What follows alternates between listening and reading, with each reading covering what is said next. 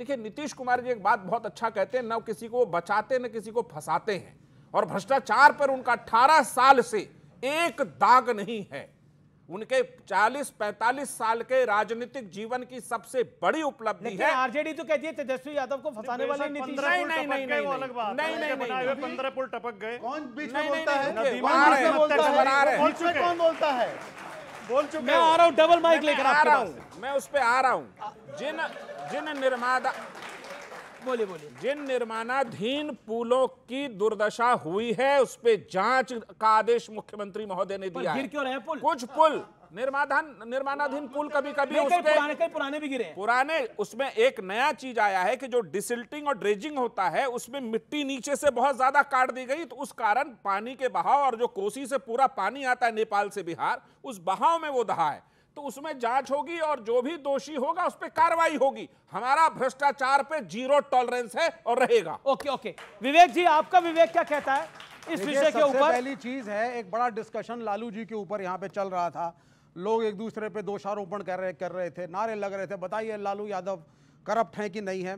देखिए, सीधी सी बात है, हमारा ये मानना है इस वक्त देश के सामने एक बड़ा चैलेंज है। पार्लियामेंट में जब राहुल गांधी कॉन्स्टिट्यूशन की प्रति को दिखाते हैं सिंबॉलिकली, तो वो कहना चाहते हैं कि पिछले 10 साल के जो रूल थे उसमें कॉन्स्टिट्यूशन पे हमले हुए हैं, संविधान खतरे में है। इस वक्त एक ज़्यादा बड़ा चैलेंज देश के सामने है, वो ये है कि एक अलग दिशा में देश की राजनीति और देश को लिया जा रहा था। तो इस तरीके से देखिए, अपॉर्चुनिस्ट होना गलत है। एक प्रिंसिपल स्टैंड जिसमें नीतीश कुमार जी का की मैं तारीफ करूंगा, वो एक सेक्युलर व्यक्ति रहे हैं। जब मोदी साहब आकर के एक गलत तरह की नीति को चला रहे थे तो पहला व्यक्ति जिसने ऑब्जेक्ट किया था और जो सड़कों पे उतरा था सांप्रदायिकता के खिलाफ, वो नीतीश कुमार थे। इसमें कोई दो राय नहीं, यही द सेक्युलर मैन।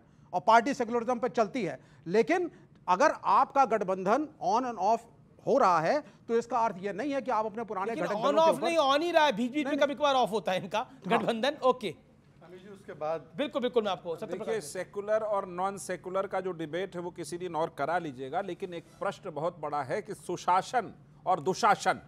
तो सुशासन के प्रति हमारा कमिटमेंट है। अगर वो गठबंधन में आए, मिट्टी चोरी करने लग जाए, उनको कहा कि एक्सप्लेन करिए ये क्या आरोप आप पर लगा है। आके राहुल जी को बताया कि अरे कहिए, उप मुख्यमंत्री एक्सप्लेन करें, ये गंभीर आरोप है, कोई एक्सप्लेनेशन नहीं।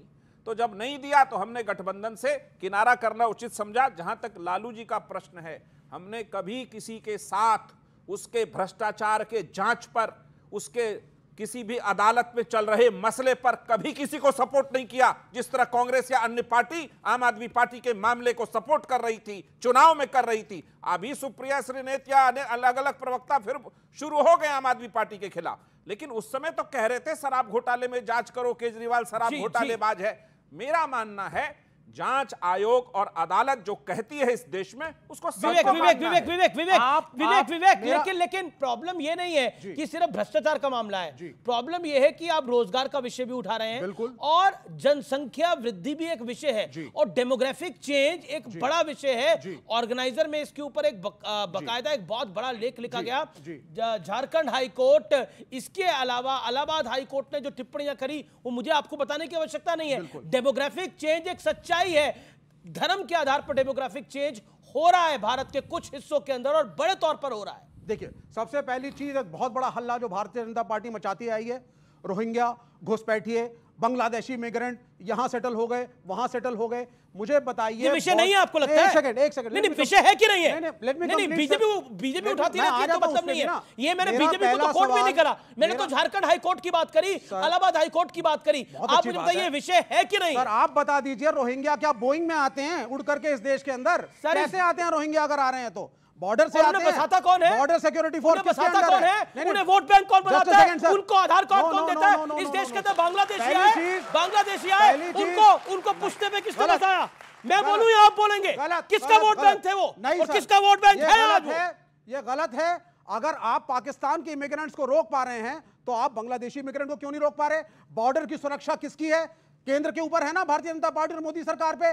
अगर इन्फिल्ट्रेशन हो रहा है, बॉर्डर सिक्योरिटी फोर्स क्या कर रही है, पैरामिलिट्री क्या कर रही है, वहां तैनात फौजें क्या कर रही हैं, ये क्यों आने दे रहे हैं? ये पहला प्रश्न हुआ। अरे जब बांग्लादेश, दूसरी बात जब पाकिस्तान को दो हिस्सों में बांटा गया तब बीजेपी की सरकार थी यहाँ पर। नहीं तो बताइए, नहीं तो बांटा गया तो क्या था? बांटा गया उसके अलग कारण थे। बांटा गया इस देश को तो उसके अलग कारण थे। ओके, शहजाद गांधी को मारा गया उसके अलग कारण थे। आपने एक चीज तो आरोपी कोई था ना, गांधी को मारा गया तो देश का पहला आतंकवादी था, वो अलग कारण थे। आरोपी था ना कोई, जिसको ये समर्थन देते हैं इस मामले में आरोपी कौन है? जिसकी वजह से इंडिया अलायंस सर मैं फिर बोल रहा हूं, देखिए ये तो डेमोग्राफिक चेंज है। और मैं एक बताऊं व्यूअर्स, और सर, व्यूअर्स आपके साथ ऑर्गेनाइजर- एक बात साझा करना चाहता हूं। देखिए डेमोग्राफिक चेंज हमने आसाम के बॉर्डर एरियाज में देख रहे हैं, बंगाल के बॉर्डर एरियाज में हो रहा है, झारखंड के बॉर्डर एरियाज में हो रहा है, उत्तर प्रदेश के बॉर्डर एरियाज में कुछ हद तक डेमोग्राफिक चेंज हुआ है। और तो और आप देखिए नॉर्थ और साउथ के बीच में पॉपुलेशन गैप हमें देखने को मिल रहा है। नॉर्थ में पॉपुलेशन ज्यादा है, अभी परिसीमन होगा, आप देखिए कितनी हाई तौबा मचेगी हमारे देश के अंदर, क्योंकि नॉर्थ की सीटें ज्यादा बढ़ेंगी और साउथ की सीटें उतनी नहीं बढ़ेगी। हो सकता है केरल में एक भी सीट ना बढ़े क्योंकि वहां की पॉपुलेशन ही नहीं है उतनी। प्रॉब्लम यही है सबसे बड़ी। ये जो पूरा मामला है, ये मामला आने वाले भविष्य की गर्त में छुपा हुआ है और ये मामला बहुत बड़ा बनेगा। मैं आपको लिख के दे रहा हूं, आने वाले दिनों में इसी पर चर्चा होगी और किसी पर चर्चा नहीं होगी। शहजाद पूनावाला, अब आपने लंबा बोला शहजाद, बीजेपी की बारी है, शासन की बारी है अपना जवाब देने की। ऑर्गेनाइजर के आर्टिकल पे हम क्यों डिस्कस करें? नहीं, जो आरएसएस का मैं तो ऑफिशियल माउथपीस इलाहाबाद है। हाई कोर्ट का भी जिक्र अरे करा, मैं सर, तो जो झारखंड हाई कोर्ट का भी जिक्र करा। ऑर्गेनाइजर के ओके, एडिटर के साथ मैं हमारी आपको बहुत झारखंड बड़ी हाई कोर्ट हुई है। और इलाहाबाद हाई कोर्ट का अमित जी, ऑर्डर भी ये बता देता गलत हूं, वक्तव्य फैलाया जा रहा है। माफ करिए टिप्पणियां भी अमित बता जी, देता हूं। ओके मैं केवल आपसे भी रिक्वेस्ट शहजाद, करूं- डेमोग्राफिक मैं सब पे आ रहा हूं। चेंज विषय है। जी, मैं सब पे आ रहा हूं। पहले इन्होंने संविधान की क्योंकि बात की, मुझ पे उस पर जवाब देने दीजिए। मुझे बताइए कि मोहम्मद सलीम लेफ्ट के नेता है, भाजपा के नहीं। उन्होंने चोपड़ा में उत्तर दिनाजपुर में एक महिला को तालिबानी स्टाइल पीटा गया एक व्यक्ति के द्वारा, उसका वीडियो ट्वीट किया और उसका खंडन करने के बदले इनकी साथी तृणमूल कांग्रेस ने कहा यह मुस्लिम राष्ट्र में तो होते रहता है और कहा महिला चरित्रहीन है। यह संविधान बच रहा था। 65 दलित तमिलनाडु में मारे गए, एलओपी वहां पे आवाज उठाने गए तो उनको पूरे सत्र के लिए बाहर कर दिया गया। यहां पर एलओपी उकसा रहे थे, ये संविधान बचा रहे हैं। तेलंगाना में एक किसान ने कैमरे पे आत्महत्या कर दी ये कहते हुए कि कांग्रेस ने मुझसे वोट तो ले लिया पर मेरी जमीन हड़प ली। ये कांग्रेस और ये लोग संविधान बचा रहे हैं। पंजाब में जब खेड़ा की गिरफ्तारी होती है कांग्रेस के नेता की, तो कांग्रेस बोलती है आम आदमी पार्टी संविधान खत्म कर रही है। कांग्रेस बोलती है बंगाल में तृणमूल कांग्रेस संविधान खत्म कर रही है। कांग्रेस बोलती है लेफ्ट पार्टी विजयन जी केरल में संविधान खत्म कर रही है। मैंने विवेक जी आपसे रिक्वेस्ट किया, अमीश जी मेरी बात हो जाने दीजिए, ये तरीका नहीं है। मैंने पूरी बात सुनी, पूरी बात सुनी, विवेक का प्रयोग करते हुए क्या ठीक है क्या मेरे साथ? अच्छा, ये अब हर बार मेरे स्टेटमेंट में बीच में बड़ा interruption। आपकी सरकार ने एक बड़ा निर्णय एक लिया निर्णय संविधान लिया, हत्या मैं दिवस का। मुझे पता नहीं। जी अभी मैं कह रहा हूं कि आपको पता है 1975 में 25 जून को जब इमरजेंसी लगी तो राजनाथ जी, मोदी जी, लालकृष्ण आडवाणी जी छोड़िए, लालू प्रसाद जी, मुलायम जी को भी जेल में डाला गया था। उन्होंने अपनी बेटी का नाम मीसा, और ये उनके नेता तो 19 महीने जिनको हमने पद्म अवार्ड भी दिया वो रहे थे। अब देश ने निर्णय किया है 25 जून संविधान हत्या दिवस के रूप में मनाया जाएगा। मैं चाहता हूं समाजवादी पार्टी अपना रुख कायम बताए कि वो इसके समर्थन में है या संविधान